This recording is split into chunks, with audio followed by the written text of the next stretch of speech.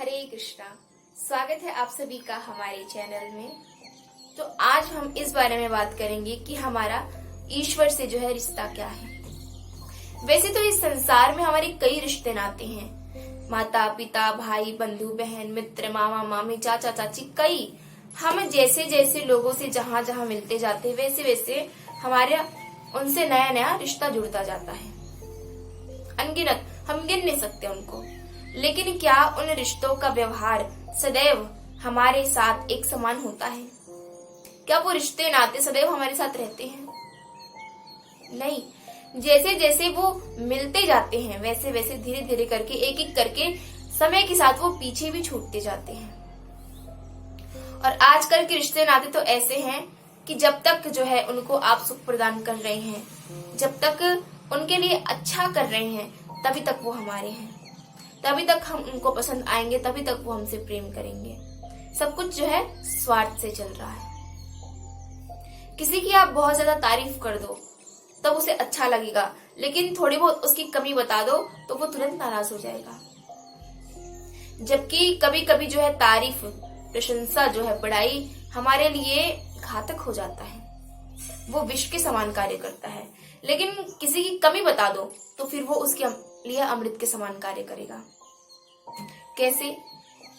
मान लो किसी की आप बहुत अधिक प्रशंसा कर रहे हो, तो फिर वो तो सोचने लग जाएगा कि अरे हम तो परफेक्ट है, हमें तो और कुछ करने की आवश्यकता ही नहीं है, सब कुछ तो है ही हमारे पास। फिर वो जो है अपनी मेहनत को रोक देता है, फिर वो मेहनत नहीं करता आगे। ऐसा करके उसके पास जो कुछ है वो भी लुप्त होता जाता है धीरे धीरे। लेकिन वहीं अगर आप किसी की कमी बता दो तो फिर वो उस कमी पे काम करेगा, उस कमी को समाप्त करने की कोशिश करेगा, अपने आप को और निखारने की कोशिश करेगा, उजागर करने की कोशिश करेगा।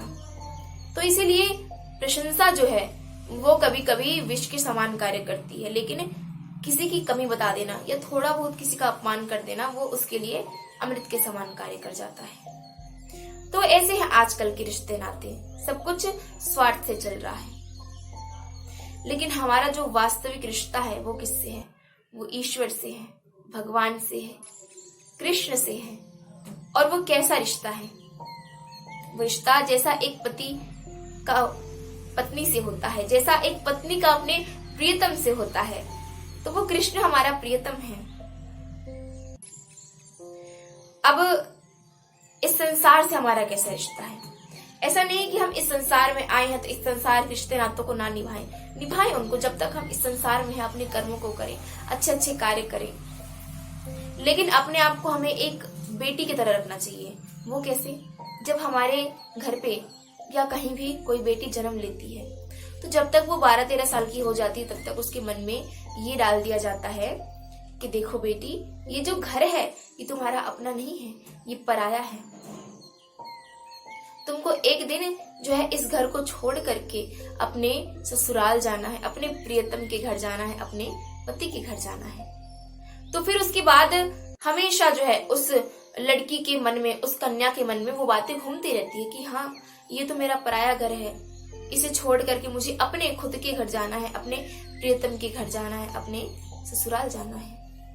फिर वो उस स्थान से बहुत अधिक मोह नहीं करती कि ये तो छूट जाएगा, इससे मोह करके फिर फायदा क्या।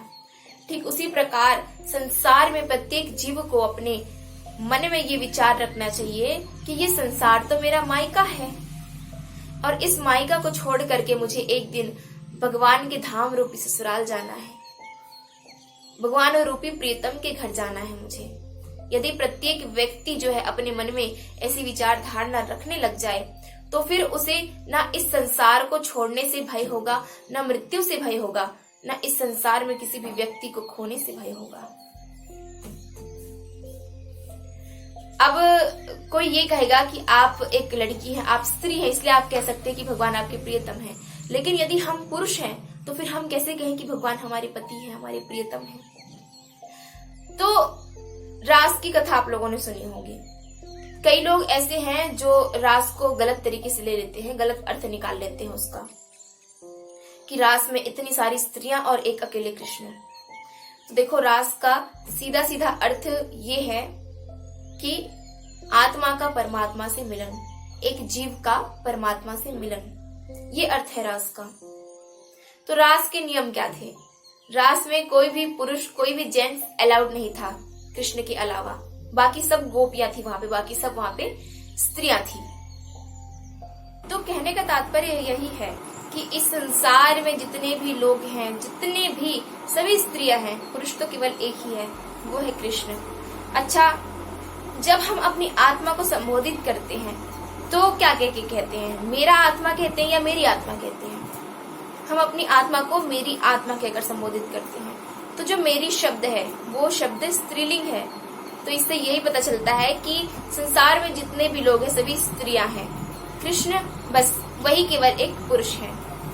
तो इसीलिए प्रत्येक जीव को, चाहे वो स्त्री हो या पुरुष हो, उसे परमात्मा को अपना प्रियतम मानना चाहिए। उसे मन में यही विचार रखने चाहिए कि एक दिन तो मुझे इस संसार को, इस मायके रूपी संसार को छोड़ करके अपने भगवान के ससुराल रूपी धाम को जाना है, अपने प्रियतम के घर जाना है।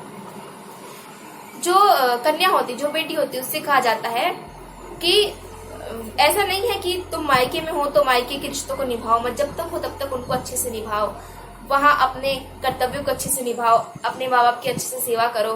ठीक उसी प्रकार हम जब तक इस संसार में हैं तब तक यहाँ के रिश्ते नातों को अच्छे से निभाएं, अपने कर्मों को अच्छे से करें, यहाँ पे अच्छे अच्छे कर्म करें, हमारा जो कर्तव्य है, हमारा जो उद्देश्य है उसे पूर्ण करें।